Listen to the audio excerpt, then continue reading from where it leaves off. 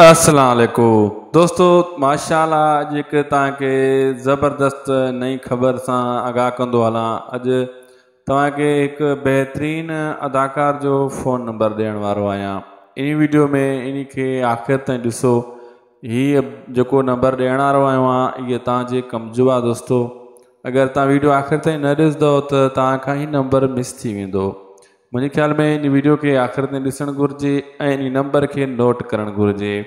जेका भी नवां दोस्त आया आहिनि उन्हनि खे गुज़ारिश आहे शाहिद खुसरो व्लॉग यूट्यूब चैनल के भी ज़रूर सब्सक्राइब करे छॾींदा, असांजे पेज के भी फॉलो लाइक शेयर ज़रूर कंदा जीअं का भी अपडेट तव्हां खां मिस न थिए। दोस्तों विच में नंबर हली रहियो आहे हिकु हिकु थी फिंगर, इन खे आख़िर ताईं लिखंदा वञो। तव्हां सॼो नंबर तव्हांखे मिली वेंदो। तव्हां हिते व्हाट्सएप ते कचारियूं कयो, कालियूं कयो, उहो तव्हांजो मसइलो आहे, लेकिन ग़लति तरीक़े सां न, सुठे नमूने सां।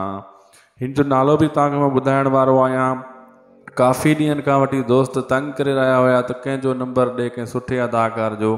हीउ नंबर दोस्तों तव्हांजे कम जो आहे ऐं इन नंबर खे नोट कयो। विच स्क्रीन में हली रहियो आहे। दोस्तनि खे गुज़ारिश आहे त लिखंदा वञनि ऐं इन नंबर खे नोट करे जेको आहे पोइ कचारी उन्हनि सां करे सघनि था। अगरि इन वीडियो में मूंखे रिस्पॉन्स सुठो मिलियो, रिप्लाई सुठो मिलियो त पोइ दोस्तों मां वरी ॿिनि जेको आहे अदाकारनि जा नंबर भी इहो सिलसिलो वरी जारी कंदुमि, शुरू कंदुमि ऐं तव्हांखे नंबर आहिस्ता आहिस्ता ॾींदो वेंदुसि। हीउ नंबर तव्हां लिखंदा वञो ऐं पूरो मुकमिल लिखी वठो ऐं वीडियो जीअं ख़तमु थिए तव्हांजो नंबर भी पूरो थी वेंदो। नंबर पूरो थी वियो हूंदो दोस्तों। नंबर आहे दोस्तों मज्जू लाड़ सतार जो, यानी ग़ुलाम जेको ज़हर ज़िंदगी में हुयो, मज्जू जो नंबर अथव ऐं नालो तव्हांखे मूं ॿुधाए छॾियो आहे। असांखे ॾींदा इजाज़त, मिलंदासीं नेक्स्ट वीडियो में।